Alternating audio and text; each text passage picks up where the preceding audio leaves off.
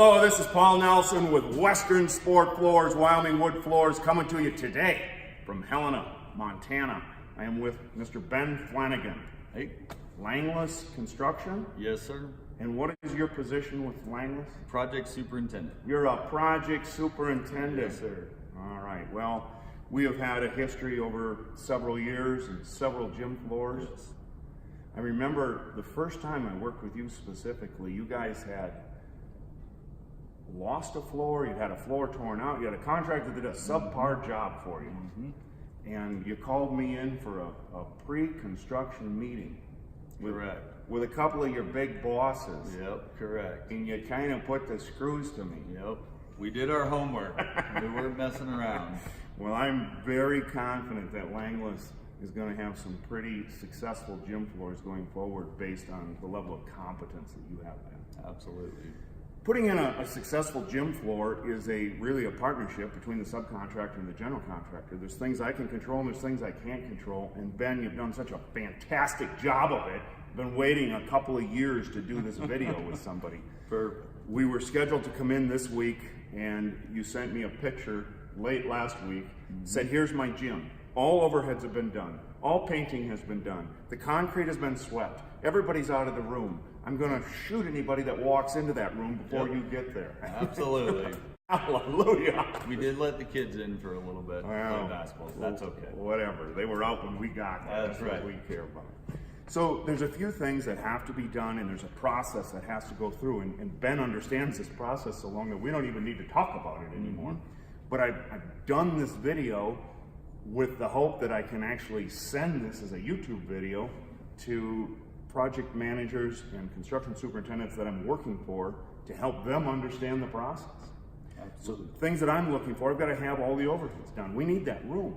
When we take delivery of that flooring material, our goal is to immediately start installing the subfloor. So I can't work in one corner, I need the whole room. Correct. Which is why you warmed my heart when you sent me the picture of the room clean and empty. But before we even get there, we need to make sure we have a flat level slab. Yep, that's where it starts for us. It starts with a flat level slab. It starts with a slab that's been in a number of months so that it's going to test less than 85% relative humidity. We're talking the concrete. So it's flat level and tests less than 85% relative humidity. All the overhead work is done. When we go around at our doorways, and you guys are pros at this, you call ahead of time. How high was that floor system again that you're installing? It's 2 1/8 inch, Ben. Yep.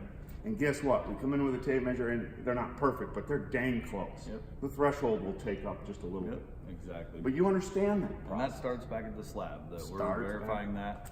Me and my team here pouring concrete, you guys aren't even thinking about the job because you're a year later. So that's when the phone calls start. That's when I first called you here on this project. I do remember.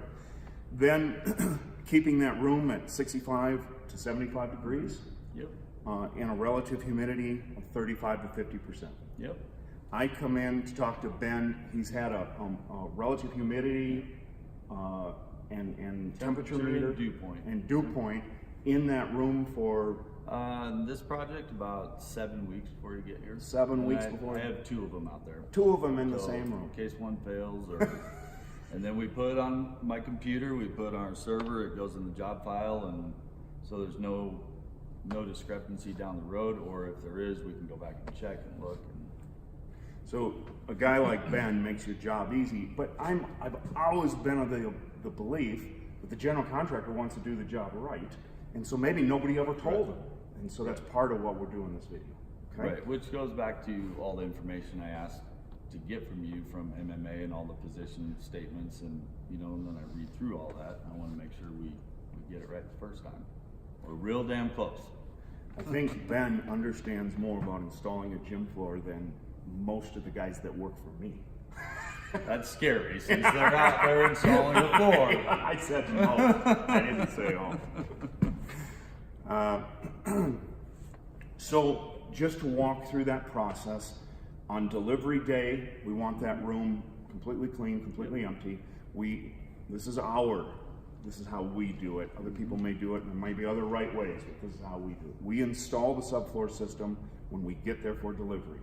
We then take those bundles of maple and spread them out over the floor throughout that room. Yep.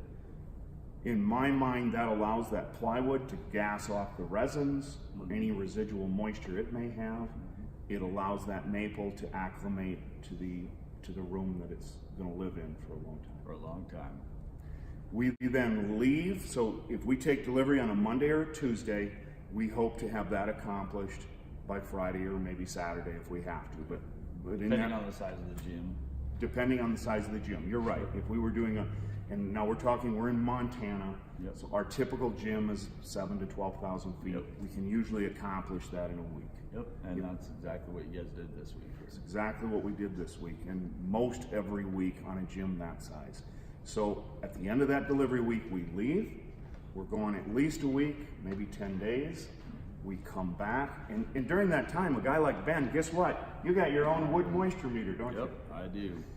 We carry it around, and we're doing the checking and monitoring everything, and we're communicating to make sure that when you guys do in fact come back, that wood is ready to go, and we're within spec where you need to be, and the gym itself is within spec.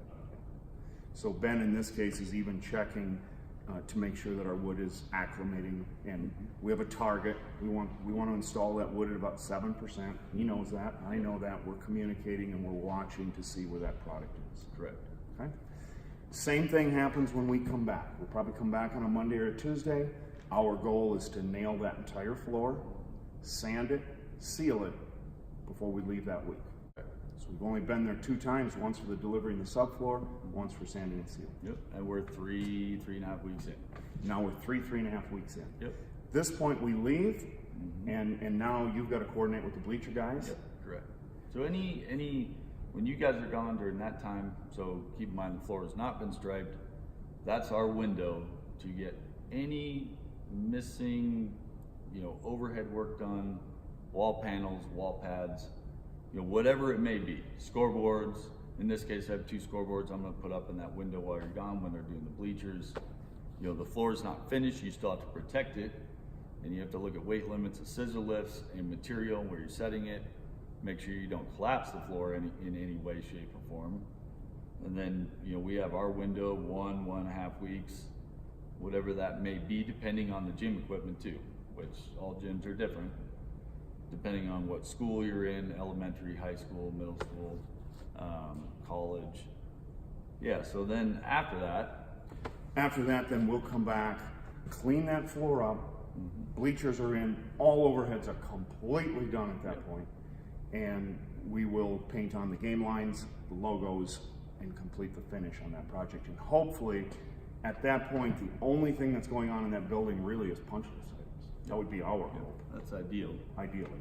So we don't have another contractor sawing tile outside the window or outside the doors. We're trying to pull finish on that floor. And that's why I push these, I call them one-off spaces, such as a gym or commons or kitchen.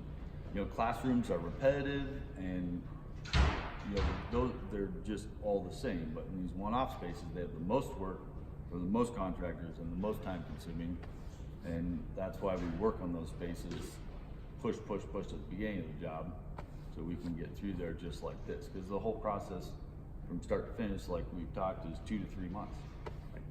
Right. So, folks ask, how long is it going to take to install the gym? And I've tried to lay out a timeline here, but some of it is dependent on how long it takes for those bleachers, and you have. Because we might need 2 weeks, depending on the size of the bleachers, and you might need 3 weeks. Yep, exactly. And you understand that if they do have to lay tile next to the gym, maybe you don't want us in there finishing it that week. Yep, exactly. So we'll work with Ben to actually figure out when it is that we come back to do the painting and the logos and the finishing of that room.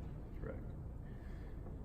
I hope this has been helpful. Ben, I want to thank you. Yes, sir. Not for just being the great project superintendent you are, but for agreeing to come on and do this video. And anybody watching this video, I want you to thoroughly understand that Ben is extremely competent, understands this business, and we're friends, but that doesn't mean he's not going to hold my feet to the fire if I don't do it.